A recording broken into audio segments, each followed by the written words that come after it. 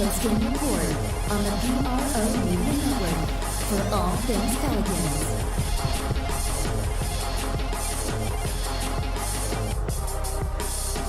For all things Pelicans, you're now tuned into the Pelican post-game report on the PRO Media Network. What's going on, family? Pelican post-game report coming at you midnight. I tell you what, family, there's no hopes for the Pelicans this year, but the Pelicans did open the bench. And guess what? They let Jalil Okafor play in the matchup and see what he can do. He hadn't played all restart. He balled out for him in this affair. Of course, Frank Jackson threw in some stuff. Kenrich Williams looked really good as well in a defensive effort as the Pelicans go down in this one, 112-106 to the Kings again. And a lot of people really probably want to see the Pelicans lose because it increased their chance in the NBA lottery coming up, and that's a factor of the game. But we have a breakdown on this one as well. We got interviews from Alvin Gentry. Jalil Okafor chimes in as well in this edition of the Pelican Post Game Report. So without further ado, I bring in my co-host, DC. What's going on, family? Never been so happy to see the Pelicans lose. What's up, Big Q? All good, my brother. Like we said, a lot of the pressure is off. Various reports circulating that Alvin Gentry's time with the team is growing ever so closer to the end. There was reports released by Yahoo. There was something on ESPN from Adrian Wojnarowski as he kind of leaned into it. Of course, the WhoDatDaily.com's Shanika Nixon broke down a really cool article that I really like, that I promote the family to check out as well. And the fact that it's getting time, man. It's getting time, and they're starting to see what we see. Hopefully they close the deal because he's the remaining piece of the debacle that was left over from the sorry Dale Demps saga that we had to deal with for so many years. And hopefully they can rectify the situation within maybe from now on to the upcoming weekend. We can see Alvin Gentry's time with the team expire, and they give him a pound and tell him thank you for what you've done and send his ass out the door. But anyway, let's get into some of the statistics on this one before we have Gentry chimed up to see what he thinks about it. 112-106, Pelicans fall short in this one. And looking at some of the matchup stats, the team statistics, Pelicans in this one shot 51.2%. Man, that should have been good enough to beat them. 42 of 82 from the field. The Kings were 43 of 88 for 49%. Pelicans were dreadful from the three-point line. 7 of 24 for 29%, while the Kings shot 11 of 26. 11 of 26 for 42%. You're not going to beat anybody that way. Pelicans went to the line 19 times, converted 15 of 19 for almost 79% right there. 15 of 16 from the line for the Kings. They about 94%. Pelicans were out-rebounded in this one, 45-34 in the matchup. Assisted, they were out-assisted by 27-25. They did out-steal the Kings 8-4. It was tied on block 66. The total turnovers, the Pelicans actually kept their turnovers down, and despite the fact the Kings had 21 turnovers, they were still able to get 23 points off of the Pelicans' 19 turnovers, while the Pelicans only converted 14 points. Fast break points, the Pelicans 12-8 over the Kings, and then in the points in the paint, 62-54 in the matchup. Now, with all that being said, the Pelicans did have a 7-point lead in this one at one point. Then it was eclipsed. The Sacramento Kings were able to go up by as much as 13 in this matchup. And ultimately, we thought the Pelicans' young guns who they had in there, we seen Kenrich, we seen them finally put in some other players. We seen them throw in guys like Kenrich Williams, who got some burn in the game. We seen Sindarius Thornwell got in there. NAW seen some action in the game. So we seen them switch it up a bit in the matchup to no avail. The Pelicans still lose by 6. Now, DC, quickly, before we go to Alvin Gentry's with his excuses, what you think happened and why the Pelicans lost this game? You said it when we first got on the phone, Big Q. Star power. We ain't had none of that.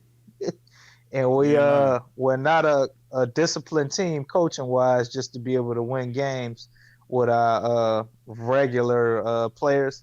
This almost seemed like a summer league game, like I was telling you, man. It was just boring. It lacked any type of it factor. And so did the team. Well, Jalil Okafor was probably the most DC, I exciting disagree. thing I've seen out there. Disagree. I disagree with you on that, DC. It definitely had an it factor to it. With 2 other letters too. That's right. It definitely had that. So I have to disagree. Please continue.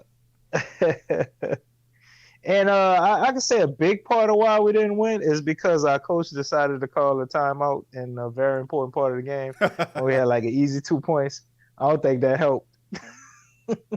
I think that killed pretty much any momentum in any type of fight that the guys probably still had left with them 42 seconds left. Wow.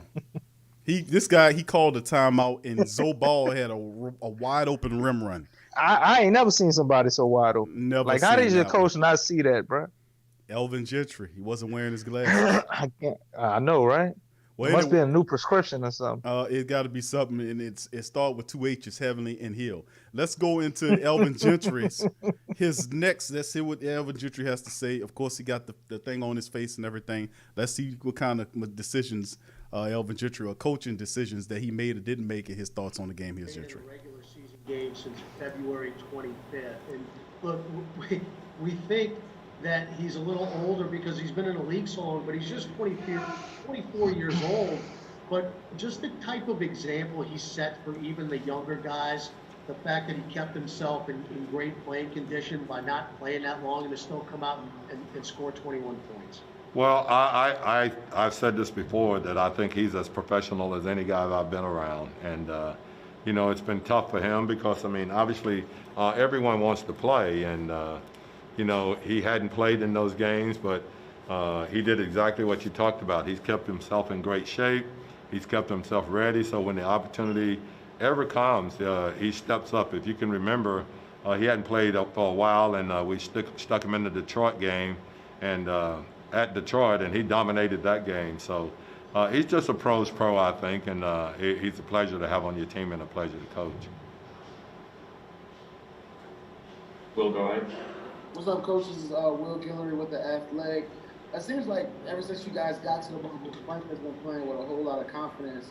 What do you think has just been the biggest difference in his game, in some of these games you guys have played in the past weeks? Well, I think you said it, though. Confidence is such a big thing, in this league. And I think that because he started to play well, his confidence grew. And he's been real solid in most of the games that we played down here, and had some really good practices also. So once again, you're talking about a young guy, that really didn't play, a lot at Duke and was hurt the first year he was here. So this is really kind of like his second year of playing, really. Will kind of stole my question, but as far as the specifics of what Frank is doing well, does he just seem more aggressive? Do you think that's a factor behind why he's played so well? It seems like his athleticism has also shown up a lot more in these last few games than it had earlier in the season, maybe. You know what, Jimmy? He said the other day, Jim, that he said, I said, what do you think you've learned this year? And he said, my number one thing is that I think the game has slowed down for me. So I think he's understanding the game a lot more. So it's really slowed down for him. And I think because of that, he's been able to, really just pick out plays, settle down and see where the play is, and not really overreact to it.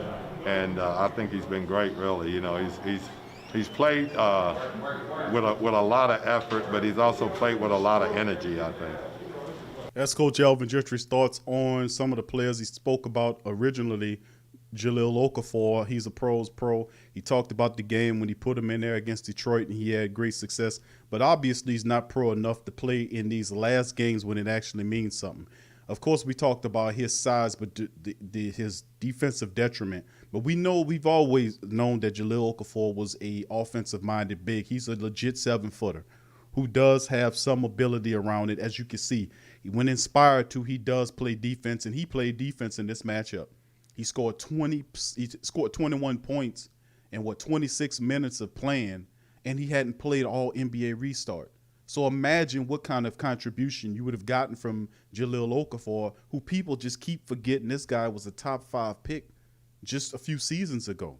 You know, he lost his confidence. He was playing well with Philly. Then he went to Brooklyn. He lost his confidence. He came down here and he developed that confidence back. You can see he was playing with that confidence.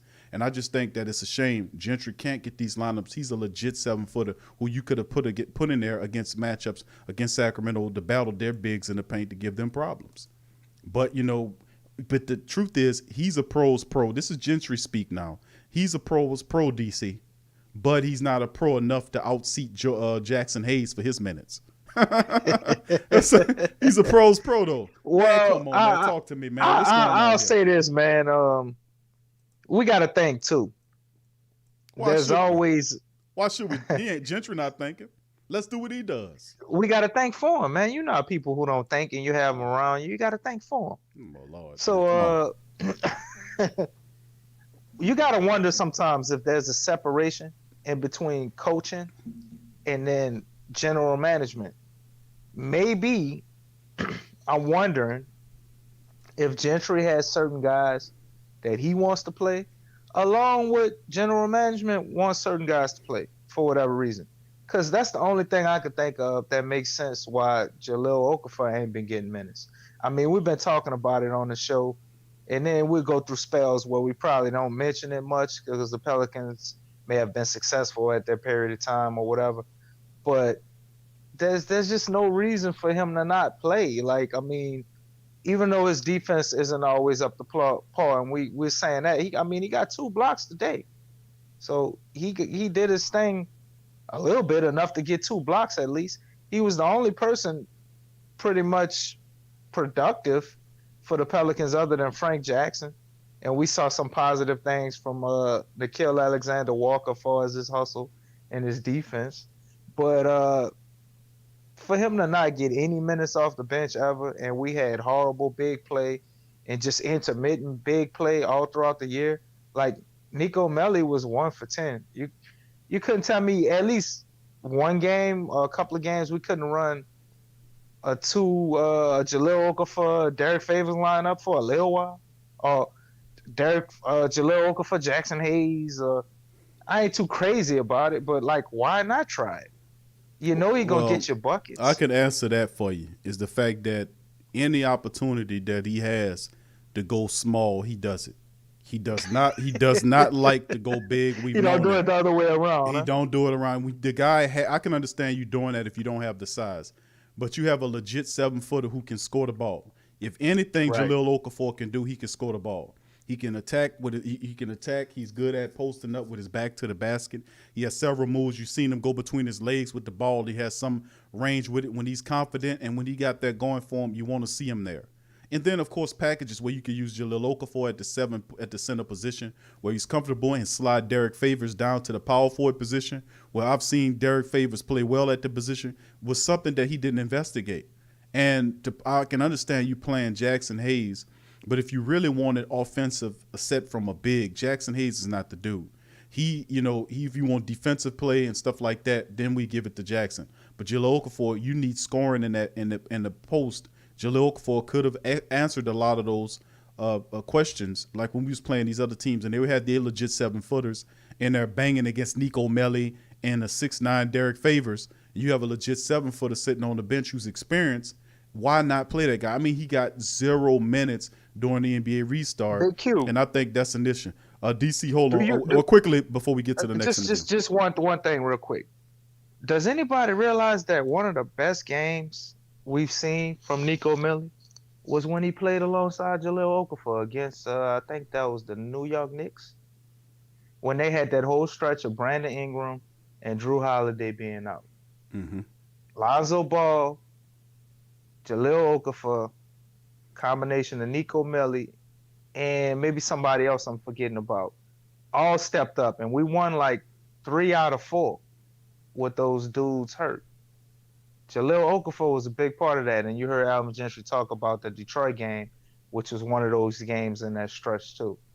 Just thought that was interesting to point out, and I never seen Jalil Okafor and Nico Melli play onside each other ever again after that. Blame that on the soon-to-be-fired Alvin Gentry, because Hopefully they bring Jalil Okafor back because he's a pivotal piece and an experienced and smart and balanced-minded coach like either a Mark Jackson or even a Jason Kidd could find a role for this guy. A 7-footer who can score around the basket. He has some detriment, but when inspired, he could play defense. You spoke of the 2 blocks, but he also been moving around the paint. He was able to alter several more shots that don't count as blocks. So he did his thing today in the 20-point outing in just 26 minutes.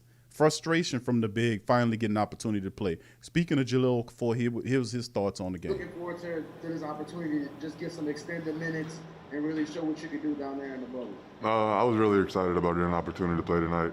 We knew that we were going to have a lot of guys out, so the guys that were available to play, we just all wanted to come out, compete, play hard. But I was very excited to go on the court tonight. Christian, go ahead.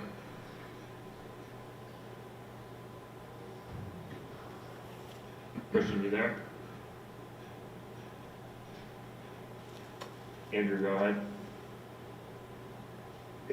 Hey, John, it's Andrew from ESPN. How hard has it been, or maybe it's been easy to stay ready through this process, knowing that playing time wasn't coming, but that it was going to be able to come today? It hasn't been too hard. We have a really good player development coaches here. They keep me ready. I've credited them before in the past when I haven't played and I needed to play big minutes. They always keep me ready, so I give a lot of credit to our player development staff. Hey, John, Christian Clark with Null.com here. What has it just been like watching Frank, kind of contribute on a game in and game out basis here in the bubble? It's been a lot of fun to watch. Frank's also another guy who doesn't always do his numbers scroll, but when he does, he delivers, and it's really great to see him doing his thing. Will, go ahead. Yeah, what's up, John? This is Will again. And knowing how much Lonzo has struggled in the bubble, how good was it just to see him knock some shots down and get his confidence back? It was really good, but it was no surprise. Shooters go through their dry streaks, and this season he's done a great job of proving that he is a knockdown shooter. So we knew it was only a matter of time. Great, thanks, John. Thank you. Appreciate you guys. Jalil Okafor, man, as he chimed in his thoughts on the matchup. What's interesting, man, as we about to go into our break, is that the Pelicans, man, I'm telling you, man, they got to get rid of Elvin Gentry, man, bottom line. This guy had Jalil Okafor sitting on the bench the entire NBA restart. You play him in 26 minutes of action. He turns into a 21-point game. 2 blocks, rebounds, running the floor, playing defense. Come on, man. But he's a pro according to Elvin Gentry, man. This guy doesn't know. Anyway, we'll talk about him on the other side of the break. GM Kev, what's happening, baby? We're going to talk more about the Pelicans. We'll have the preview matchup on the final regular season game against the Orlando Magic on the other side of the break. You're listening to the Pelican post-game report on the PRO Media Network.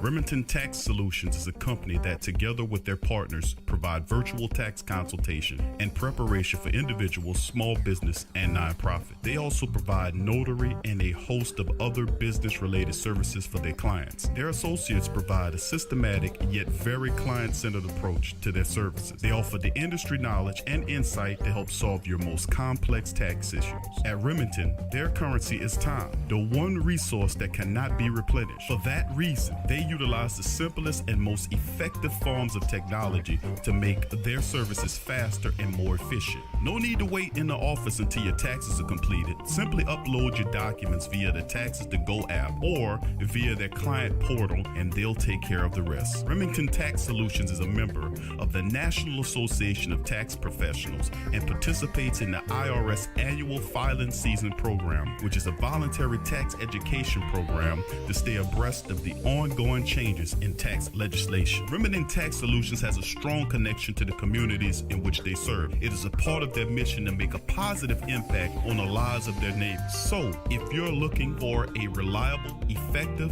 and trustworthy tax preparation service, Remington Tax Solutions is the business for you. Contact Remington Tax Services at their number 682-307-4410 or simply go to remingtontax.com. That's Remington Tax. Get straight sports talk from the Sports Coma with Big Q and the guys. Are you a boxing fan? Check out Ring Kings Boxing only on the PRO Media Network.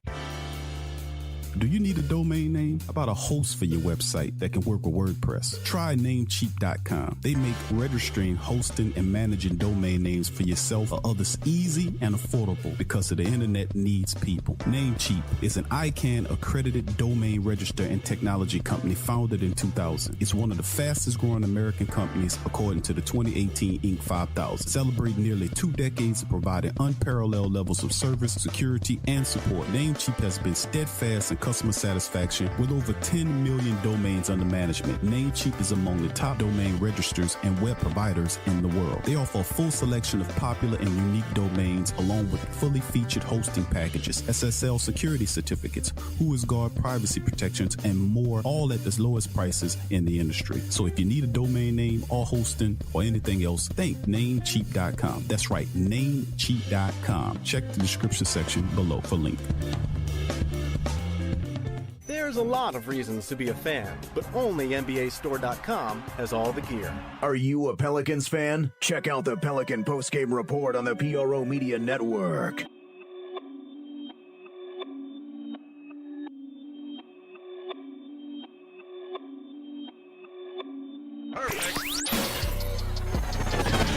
You're listening to the Pelicans postgame report on the PRO Media Network for all things Pelicans.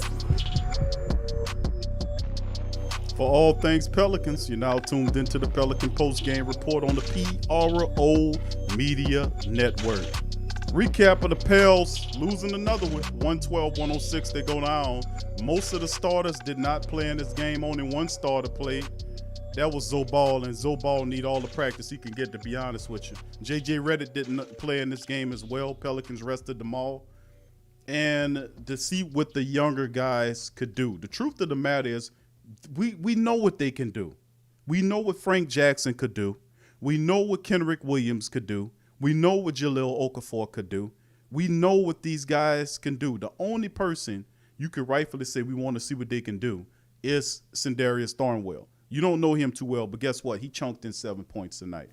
So Zobal came back on this one, DC. Zobal was able to capture a little bit more pride on this one after people was roasting his ass on social media.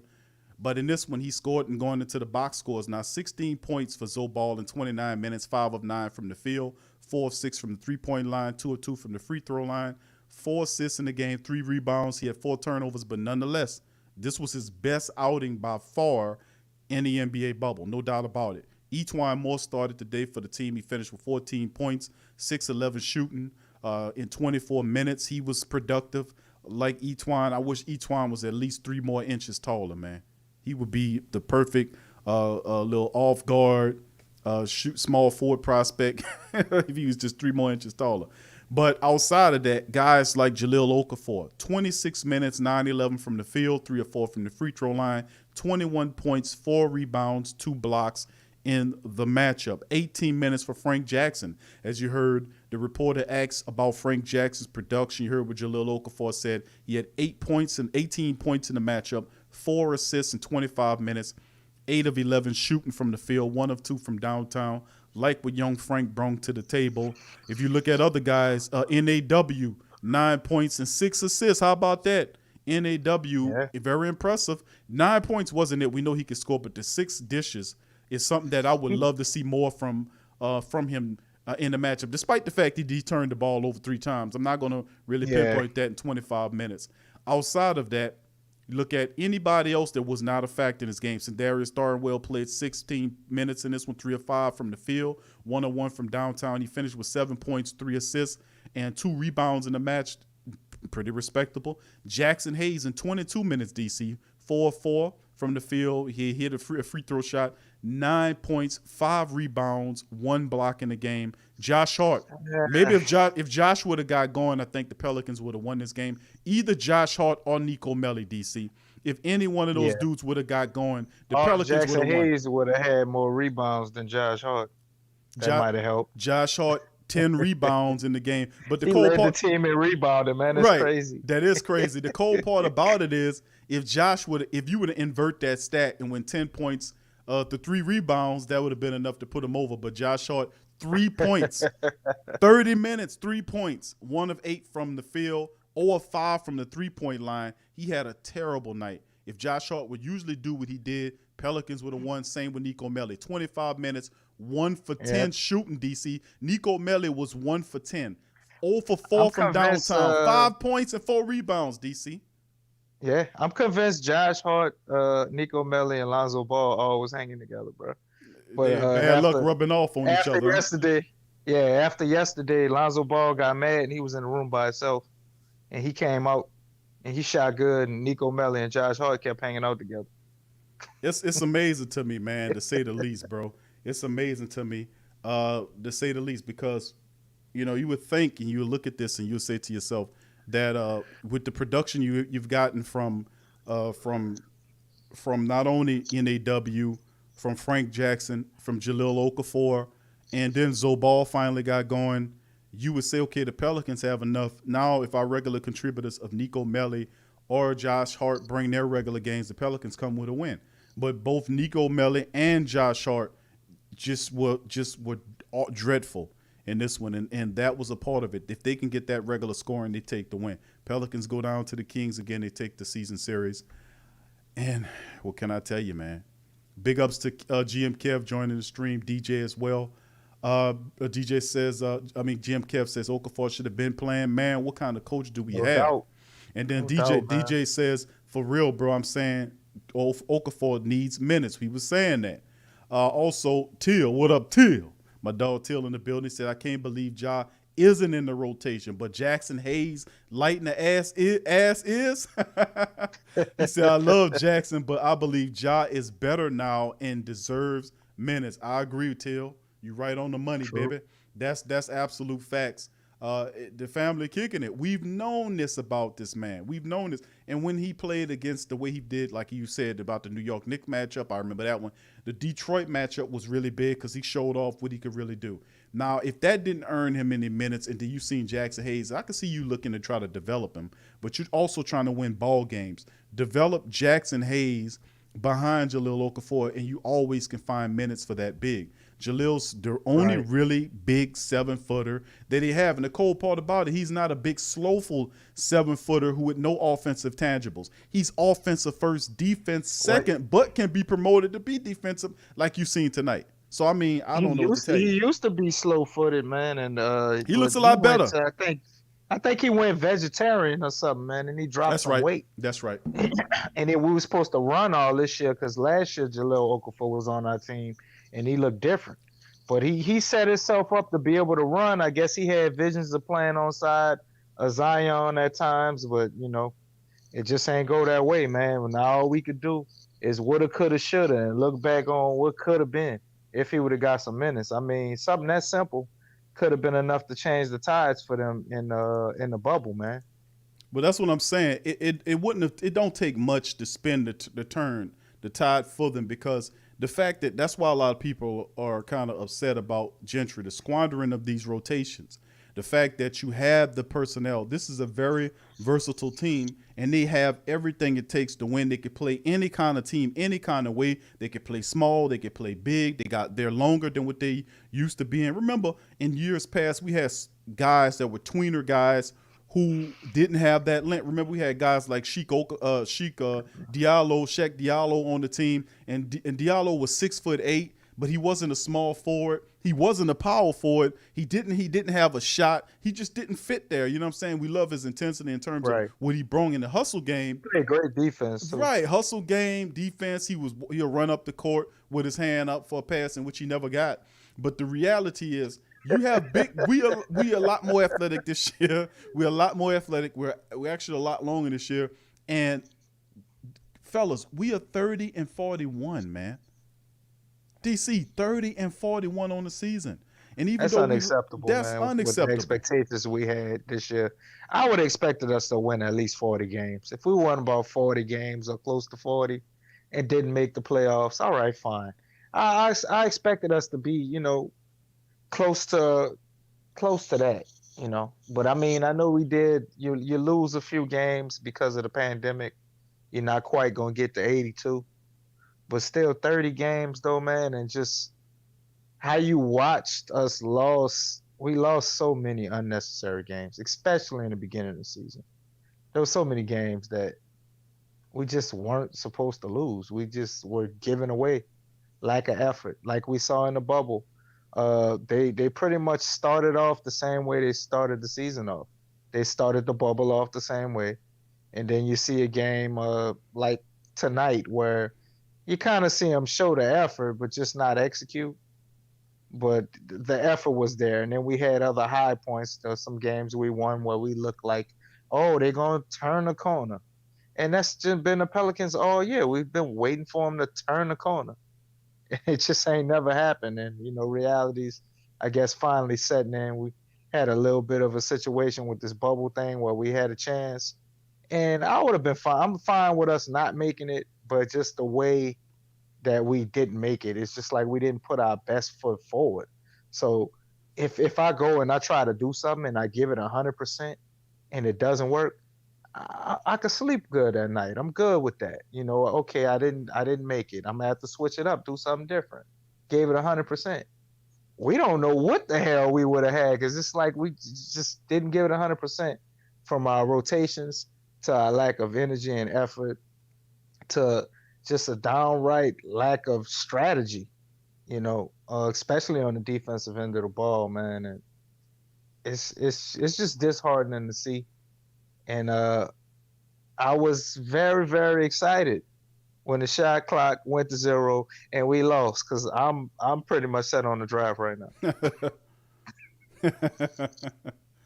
Well, I mean, a lot of people feel that way, and of course, a lot of people feel that way because they want to see. They think more of the losses mount, the better we get in position for the NBA draft. And of course, the better we're in position and more reasons to get rid of Elvin Gentry. So a lot of people feel like, okay, the losses mount. That means it's more detrimental to Elvin Gentry. We should have just fired him after we lost the playoffs and then put one of the assistant coaches in there. I agree with you on that, DC. All right, now but they like him too much, man. That's a sign of disrespect when you fire a coach during the season still. Well, let me. They Okay, gonna give him his little what do you call it? Common courtesy, and let him finish out the season. Okay, well, let's take that for a second. Let's unpack that for a second, because I don't want to lose that.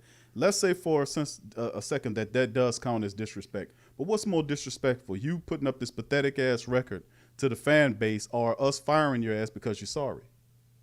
It depends on where the loyalty lies, Big Q. The if loyalty, we still paying and they still getting their money. The loyalty they're gonna side with their the fact that the guy has a better sense of knowing what he's doing.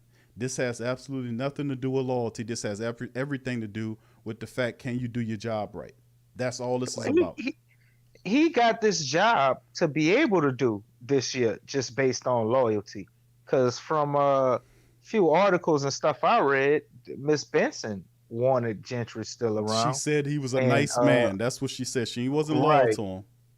They were looking at Danny Ferry possibly being a GM. And Danny Ferry was like, just to let y'all know, if I become GM, Gentry is out of here. I'm going to get the assistant coach from the Milwaukee Bucks. That's what I'm going to get. And he ain't get the job. So I don't know. Maybe they had a talk with David Griffin, and David Griffin has a relationship with him. They wanted him more. I'm pretty sure. I'm sure they considered other coaches, but they kept Gentry because it was comfortable. You have players on the team that's already familiar with him, and Gentry, I'm not gonna lie, he does do a good job of helping players. To me, the ones that he does play, develop a little bit, because I mean, you could go out there and make mistakes and ain't nothing gonna happen. So, well, only thing I can tell you is it's that a developmental season for you. You could throw up all the positives you want about Elvin Gentry. It's not enough. It won't overshadow the fact that the teams are considered just consistently losing. That the rotations are laughable. The team is underachieving. You ain't gonna win shit, Big Q. I ain't say you was gonna win nothing. But she likes Elvin Gentry because, in her words, quote, he's a nice man, end quote. I mean, come on, Miss Benson still is a woman, man. So when he talks to her, he makes her feel a certain way. He's just as old as her. He's a nice man. He's a nice old man, huh? Right. Oh So he man, should. I don't want to just fire him like that. he's You know, sharing she's a his sweet heavenly lady. hill with her. That's what it is, huh? Right. She's a sweet lady. He makes her feel good when they had their little conversations. So, you know, she has a sense of wanting to be loyal to him. But luckily we have a GM now.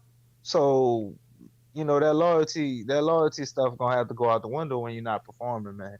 Whether you're a nice man or not. What you say, Q, let him make the gumbo. let him cook some jambalaya in the kitchen. No, He could be I said let him. I said let him hand out tickets if you like them. Let them meet the people. Basically, since you don't have Pierre the Pelican, just put him out there. That's pretty much what I'm saying. He can wear the mask and everything. If you're cooking for the homeless, he can have the ladle and he can pour the soup in the bowls. And if you like him that much, just give him that job. But keep him the hell away from the team, please. That's what I'm saying. But anyway, let's move to the next one. Let's get to the preview section of the final regular season matchup right here, DC. We have arrived to the preview of the final regular season. We hoped that this would lead to a playoff berth, but we are once again on the outside looking in. Pelicans 30-41, Orlando 32-40. And it's cold-blooded. Orlando's better than us record-wise. Isn't that cold? But anyway, I know, right? That's terrible, man. That tells you everything you need to know. The listless, dysfunctional Orlando Magic have a better record than the Pelicans. They're 32-40. The Pelicans are 30-41. Absolutely amazing. Anyway, we have as far as the stats going, the Pelicans average 116 points a contest while giving up 170. 46% from the field, 46.8 on the rebounds, almost 27 assists per contest, 5 blocks a game for the Pelicans, 7.5 assists. They have losers of 2 in a row. They're 4-6 the last 10 contests. Orlando averaging 107 points a game, 108 they give up, 44% from the field, 44.5 rebounds per game, 24 assists per game, 5.5 blocks per contest, 8.2 on the steals. Losers of 5 in a row. They can't get it right. Last loss was a 112-119 overtime loss to the Boston Celtics. They were competitive in that game. I've seen bits and pieces of that, but the Magic ultimately got the short end of the stick against the Celtics, 122-19, like I said. DC coming into this game, a lot of people ain't going to play. They're going to be resting their players as well. Foreign A is listed as day-to-day. Michael Carter-Williams is out. Aaron Gordon is going to be out. Day-to-day is Terrence Ross and Mo Bamba. So you're probably not going to see a lot of the big heavyweights similar to the matchup with Sacramento, even though they played Harrison Barnes. And like I say, Harrison Barnes is the Pelican killer. Every time he plays him, he lights him up. It's just what he does. His style of play, man. You know, we were supposed to go after him years ago with the dumbass Dale Demps. You know, he was supposed to go at him. He had an opportunity to get him. But anyway, this game here, Pelicans, Magic, what do you see? I see the Magic winning only because that's what I want to see. And at this point, it don't matter who we play. We find a way to botch it up. So I'm counting on the Pelicans to go ahead and just make it final. Just go ahead and do it one last time. Give us a glimmer of hope in the game. Lonzo Ball, go out there and play good again so you have a head start on proving your doubters wrong. And Jalil Okafor, let him get some more minutes and do what he does. But please get 19 to 20 turnovers like you've been doing all year and let Orlando have this one. It don't make no sense now. I mean, you'd have messed up all year. You might as well cap it off the right way. The wrong way. To go into the off season on a good foot. A 3-game losing streak. A 3-game slide into the offseason. Oh, we're going to bring Alvin Gentry back. I would love to see David Griffin attempt to sell that to the Pelican faithful. Well, we've seen a lot of plus and minuses. Man, do you not understand? Do not go over the ship. Don't go down with the ship for Alvin Gentry, man. That's Dale Dempsey's mistake. Don't go down. I'm telling you, don't play that game. It won't end well for you. But anyway, that's listen, that's just terrible, man, to lose 3 straight and talking about going out on the season. Thoughts from the family members in the live stream. GM Kev says, man, Alexander was tearing it up before the season. They just benched the dude and stopped his growth and confidence. A Strutsic God, the 2, that's my son. Hold up, man. I got a comment because Alexander's a guy I like and I watched. he came out there, man. They tried to play him, bruh. And we went through like a 16-game losing streak. He was going out there shooting like he was Kobe from the first game, man. They had to bench Alexander, bruh. He was going out there like he had the green light to do whatever he wanted, bro. Taking crazy shots. And that's why they set him down, G. But I definitely wish he would have got some more minutes throughout the year. I think we would have been able to get more out of him. Well, I mean, only thing I can tell you, fam, is that NAW to me, he was jacking it up, man. He came in there shooting like he had the green light. First game, dog. He did. And Elvin Gentry could have talked to him and at least told him something, man. It kind of like, listen, son, we got to run with the offense. You can't come out here and just start jacking up the ball, man. You know what I'm saying? He was hitting a few of those shots. Gentry didn't tell him nothing, but you're only going to tell him something when he start missing. So that's exactly what happened. So they shut him down for a little bit, but he still could have talked to him. Anyway. No, what? He played the hell out of Jackson Hayes over Jalil Okafor the entire season. So that's why I was saying. That's what I was saying. I think that was a bit of a management decision to get Jackson Hayes some burn because we have to develop him, man. I mean, come on, the dude is like number 8 pick. Like he's gonna get minutes. 3 first rounders, man. Yeah, I think Alvin Gentry he dropped the ball on that. He had no strategy on how to, let me play Jackson Hayes, develop him, and get Jalil Okafor in the mix, and Derek Favors.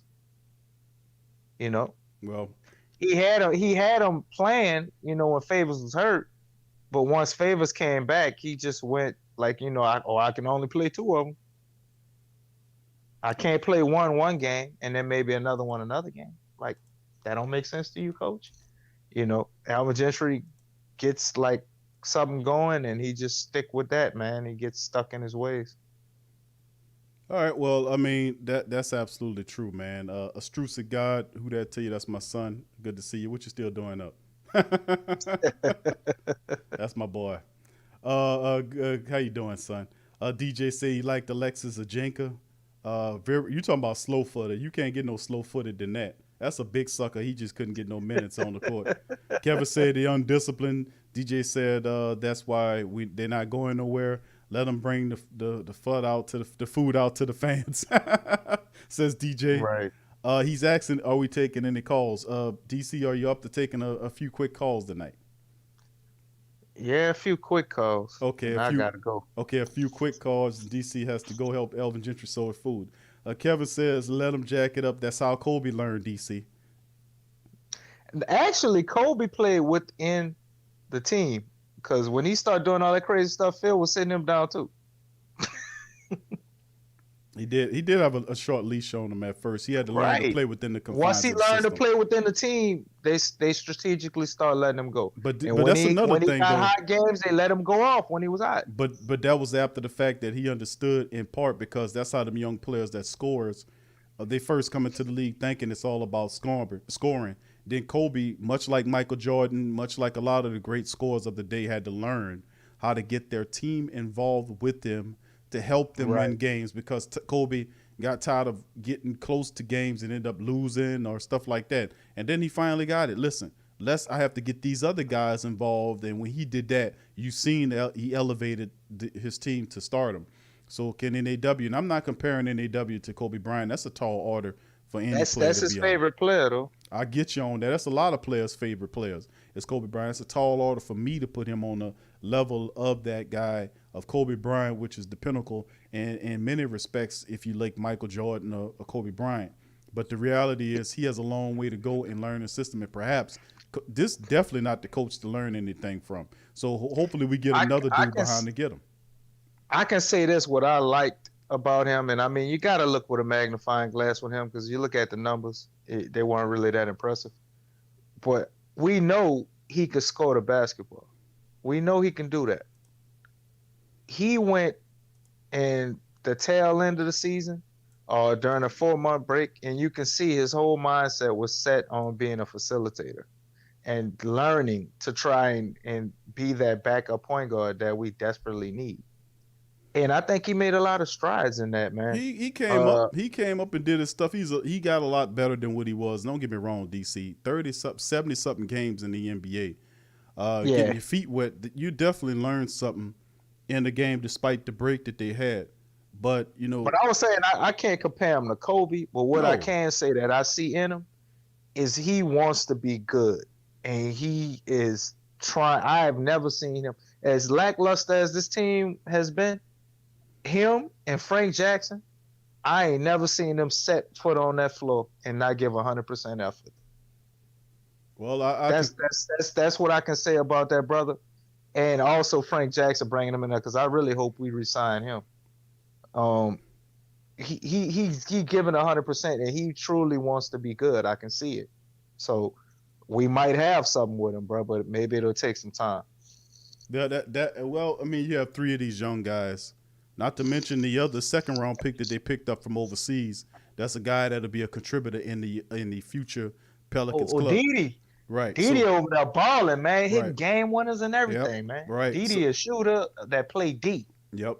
So you got exactly what we need. Right. You got a 3D over there. So that's what I'm talking about. Each one more, you out of here, bro. Each one more definitely not coming back. That's deep. They're gonna get rid of each one more and put Didi right there. Right. Similar type player. So we like that. So the future is bright.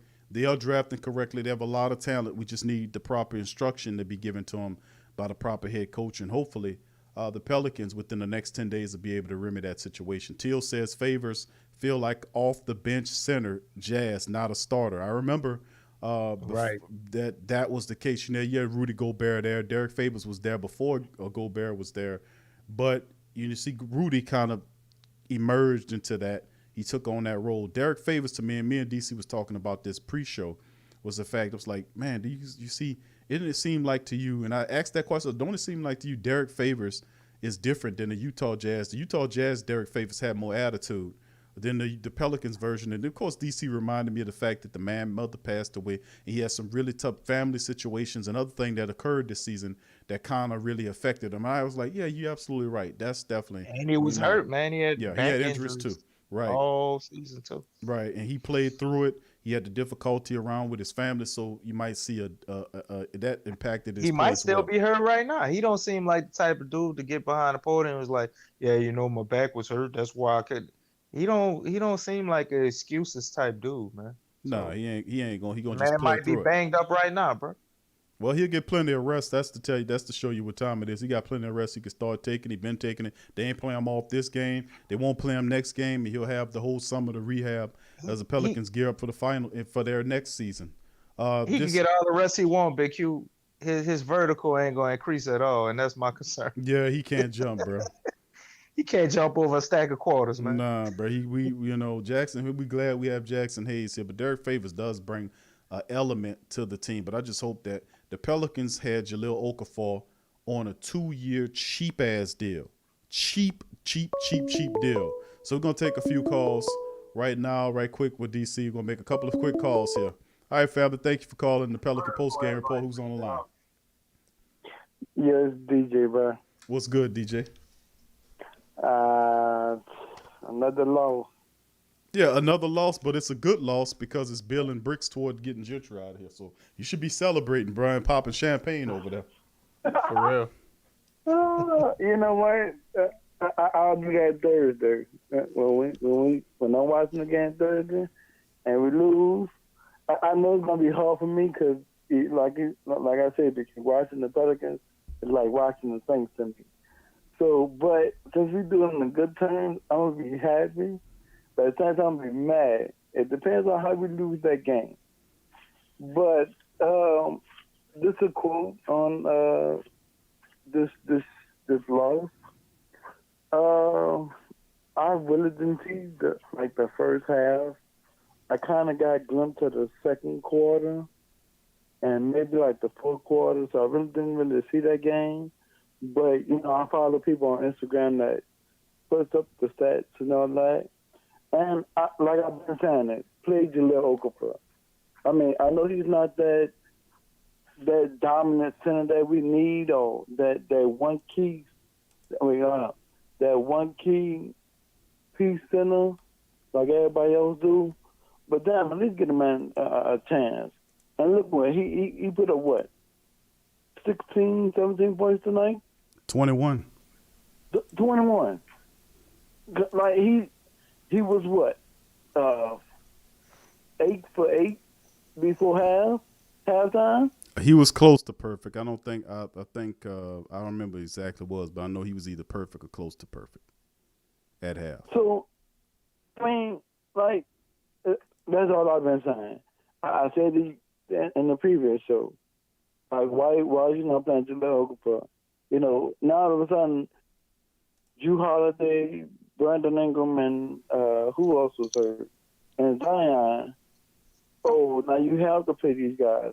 So I hope Elvin Gentry, like, really play close attention to this game. Or I really do got pieces on this bench. Oh, okay. So I hope that woke him up. So when he retires, is it? When we fire him, that's a wrap. So when the next coach come in, I hope they really sing what we have. Like DC said, you know, each one was out here because of the Dilly. I don't know what happened. I mean, I haven't heard from Tony Carr because we still got him. But they just, I don't know what the hell was going on with him. And you know, you still got the draft and plus free agency. So that's all there is to it. I mean, hey, we lost. We shouldn't have lost because they had us down to 6 points. And we look like we lost 112, 106. Ooh, we kind of lost by what? 4, 5, 6. 6 points. So you got it down to 6, and we still lost by 6. So it is what it is. Y'all have a good night, DC. Still keep your head up. I know this is kind of horrible for me. Because like watching the Pelicans, like watching the Saints, to me. I mean, even though I'm still a Saints fan, don't get me wrong. But, you know, since we still trying to get Dempsey out of here, I would gladly root for Orlando Magic. Absolutely. I appreciate it, DG. Appreciate the commentary, my brother. You be safe, bro. And we'll see you on the next Pelican Post Care Report, man. Root for the Magic, man. That root for Magic mean end of Elvin Gentry. All right, my brother. Peace out. All right. Peace. That's DJ, man. DJ say he happily will root for the Orlando Magic because perhaps it pushes us at a time. Right. It pushes us up further into to better in the NBA draft, of course, and it also adds more fire to why Gentry's supposed to be up out of here. So we'll take. And go ahead, DC. Go ahead. I hate to pour a little salt in the wounds, but quick side note: the coach that we had before Alvin Gentry has won all of his games. Monty Williams, isn't that something? Monty Williams.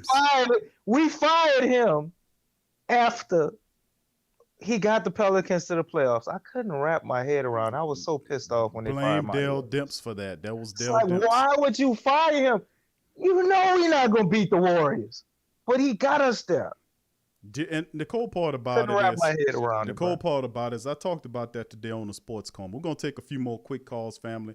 Please feel free to turn in, chime in. Teal, if you're on the line, bro, I want to hear from you, my boy. GM Kev, if you want to get in on that, express your commentary on the game. I know Teal, listening Teal, get on the show, 504-475-4482, 504-475-4482, 504-475-4482. Get on there. We'll take a quick 2 more calls, quick questions or comments on what you thought about the game tonight, and chime in, family. 504-475-4482, 504-475-4482. So DC, that's amazing. I like that little statistic you threw at me. Monty Williams, man, the Dale Demps thing, man. That's what I wanted to talk about because I talked about that in part toward the back end of the Sports Coma today. Is the fact that Tom Benson gave Monty Williams his blessing that year because Monty was on the hot seat. He told him, make it to the playoffs, your job is safe. Monty Williams got that team together. They were able to beat the Spurs to get in position to get into the playoff window against the Lakers that year. They went and then Dale Demps after because they went 5 games, I believe. They won one of the games and then 4-1 they were ousted. The cool part about it is after that, Dale Demps still fired Monty Williams. Then after he fired Monty Williams, he had his picks and choose over guys like Jeff Van Gundy, Mark Jackson, Thibodeau, who's the coach of the Knicks. Let me look at here and see if let me get the one guy I know that ain't gonna make it work. Come on. Man, this was some of the list of people. He dug through all those guys. All through those guys. Jeff Van Gundy, they say he really wanted to coach Anthony Davis. Jeff Van Gundy said that he came out of retirement. That was the only job that he was interested in getting into, of leaving the coaching ranks. I mean, coaching the commentator seat to go and coach.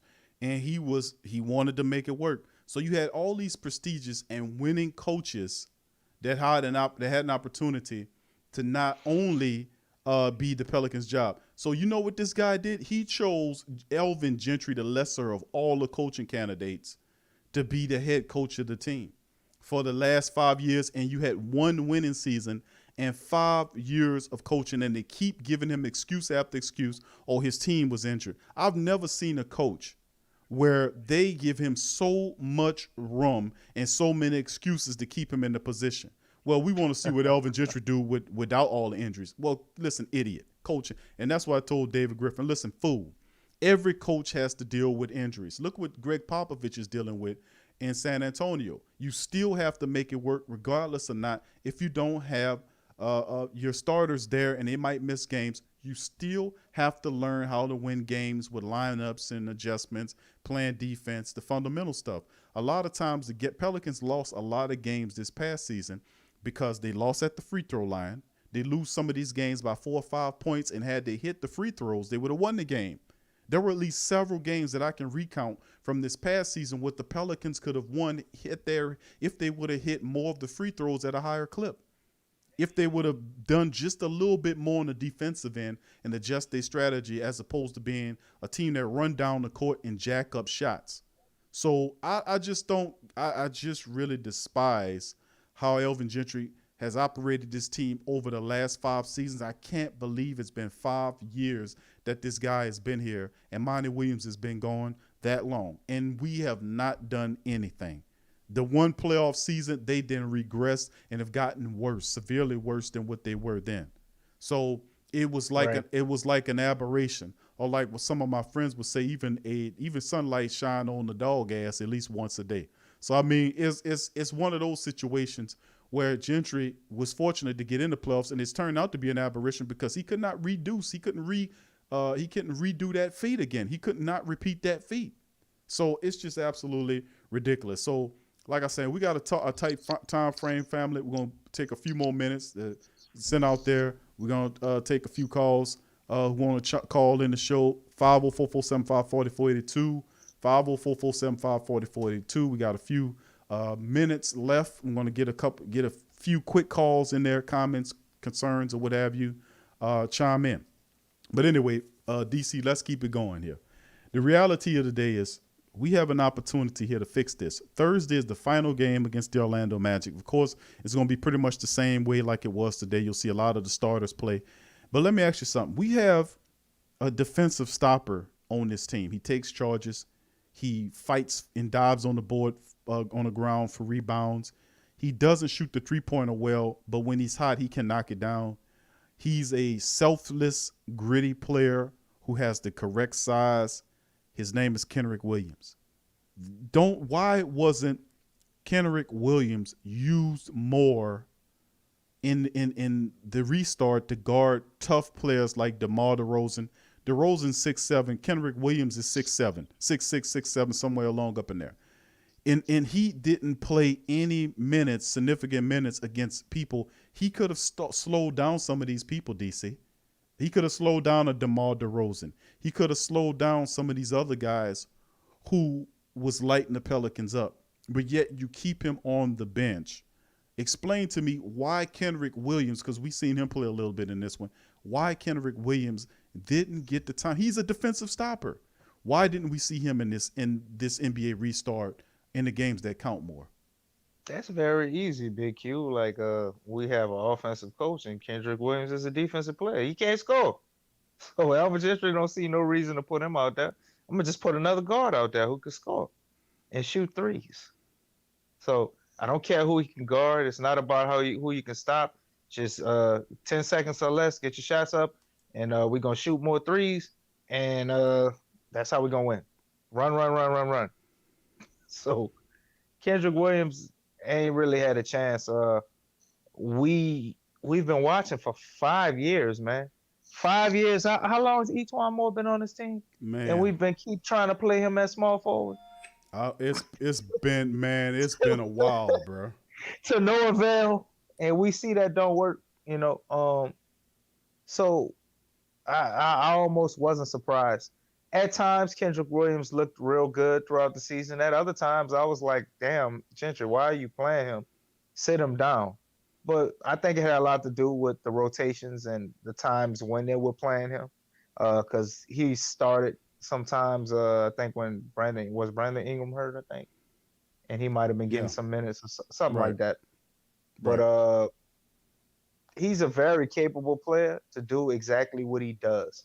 And when you put him in a position to be able to do what he does and capitalize off of it, it's such as having a really good score, getting it going. He's one of those players when one of your main guys go sit down, you bring him in off the bench, foul him, do whatever you got to do, man, and slow him down until our guys get some Gatorade and we get back out there. But Alvin Gentry, I don't think he thinks full spectrum from that thought process. And when Kendrick Williams did get minutes, it was more because it was a little bit of necessity involved instead of him, out there because he needed to be.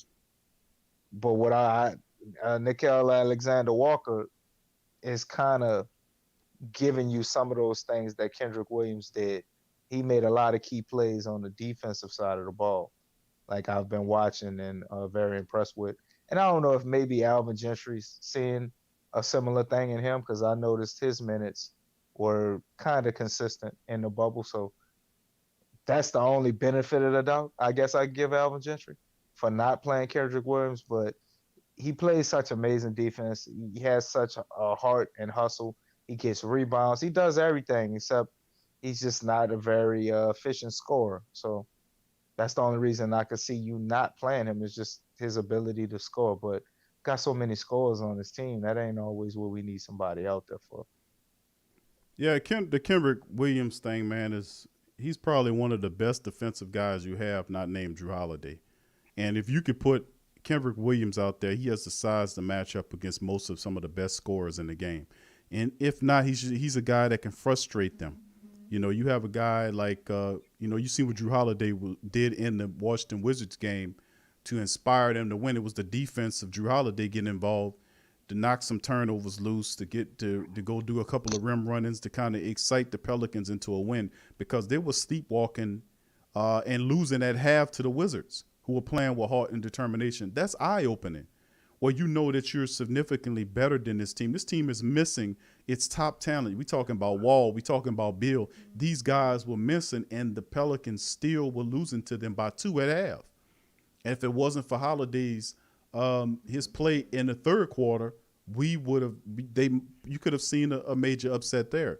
So that's just eye-opening to show that this team does not have the mentality, or not them, but per se, that's really up to the coach. The coach have to have the intensity and the intelligence to present a balanced plan. He has to be able to reach these players. He has to know how to then circulate these lineups so that the team can have more favor. And another thing, I would want to see more of an established rotation off the bench. Like, what the starters are going to be. let's see we know who our bench guys are. We know this guy earned this position. We know this guy is the top point guard off the bench. We know this guy is the top off guard off the bench. We know this guy is the top small forward off the bench. We know this guy is the top 4 off the bench. We know this guy is the top 5 off the bench. And then behind those 10, then you have your 11 and 12. We know where their ranking stands. You see what I'm saying? We need more organization as far as that concerned. So, that's my take on there. Errol L. Cinder, he says, who do you like as the new head coach? Any good candidates? Thank you for the question, Errol. Appreciate you listening, bro. Well, yes, I agree with DC. Mark Jackson, I agreed. I think Mark Jackson will be the perfect candidate. Remember what he did for the Golden State Warriors before they were the Golden State Warrior champions. He was at the genesis of that whole movement, and he was fired. I think it unjustly because he got into a dispute with the owner, and the owner removed him and went after Steve Kerr. A lot of people thinking he created the situation with Mark Jackson to get Steve Kerr in there, and that's why a lot of people was upset with him. But ultimately, if Golden State started winning games and won some championships and they built a dynasty out there, they forgot Mark Jackson was the lost guy there. So if anything, I'm looking at Mark Jackson. There's talk about Adrian Wojnarowski said the Pelicans could look in the direction of guys like assistant Clippers coach Tyronn Lue, who he has a relationship with from his time in Cleveland, and then also you can look at assistant Lakers coach Jason Kidd as possible candidates. But my favorite of those guys would be Mark Jackson. So that's who I would look at. That's who I would say would be my favorite coaching candidate. DC, you want to expound on that? Man, look, you know what it is. I said it before you. Mark Jackson is probably the best coach out there for this team. I think there's other coaches that may be equal to him. But for this team, I don't think it's a better coach. I mean, we basically have a similar makeup with a twist to the Golden State Warriors in a way. You know what I'm saying? Of course, you got to shuffle some things around. Like Zion would be like Draymond Green, but with the star power of Steph Curry. Like he would be, the superstar, but a similar template as Draymond Green.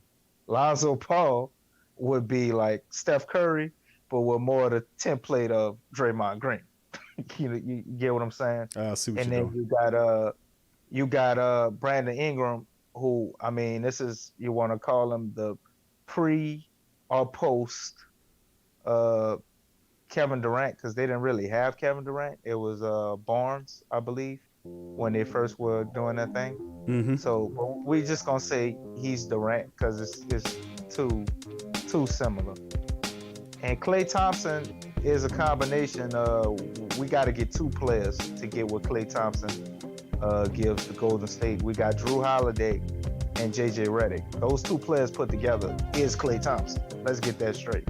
So this dynamic we got going on with all these moving pieces I just named, it's a very close thing to Golden State, man. So I don't think we got a better fit.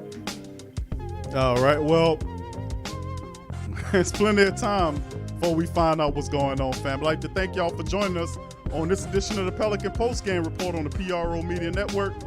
Please like, subscribe if you aren't a subscriber, and please feel free to share the show on your social media. From me and DC, thank you for joining us. Peace.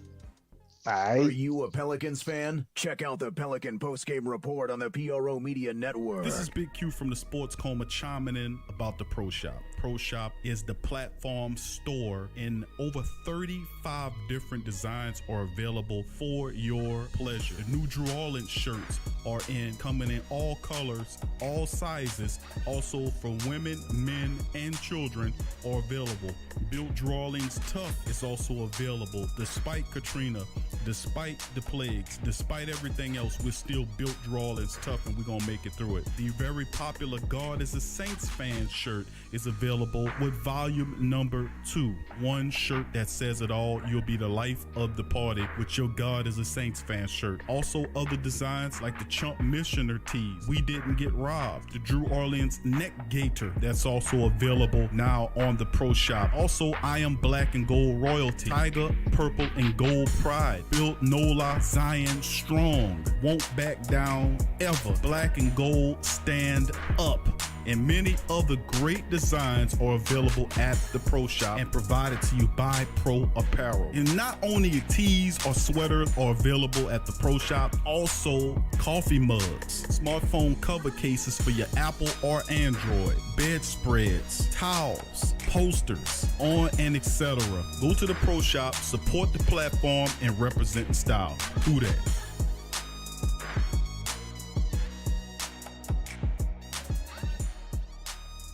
Are you a boxing fan? Check out Ring Kings Boxing only on the PRO Media Network. Go to newfrog.com for all of your electronic gadget needs. Fast becoming #1 online seller of cell phone and accessories, consumer electronics, automobiles and motorcycles, home and garden items, 5D diamond painting crafts, electrical and tool supplies, computer and networking supplies, lights and lighting supplies, sports and travel items, toys and hobby supplies, apparel and accessory, mother and kid items, health and beauty items, and much, much more. Newfrog.com has up to 70% off on some products. And you can check out their weekly promotions for all the best deals. Remember, when thinking online electronics and gadgets, think New Frog. Newfrog.com.